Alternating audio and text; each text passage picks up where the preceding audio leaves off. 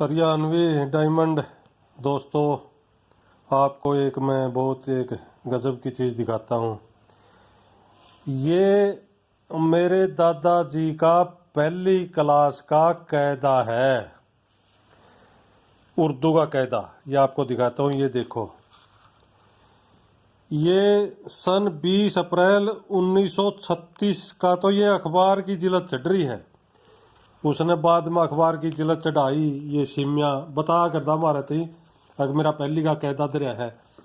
तो आज अलमारी में मैं देख रहा था, ये मेरा दादाजी का पहली का कायदा है।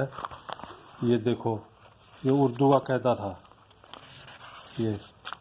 और ये मेरे को तो पढ़ना नहीं आंदा, लेकिन आज एक अलमारी में ये मेरे को मिला। तो मेरा कहने का मतलब यूँ है, लाहौर पेपर दे के आया था। लाहौर तो बोर्ड था, दिल्ली इतना छोटा शहर था उस टाइम, दिल्ली तो बोर्ड भी नहीं था।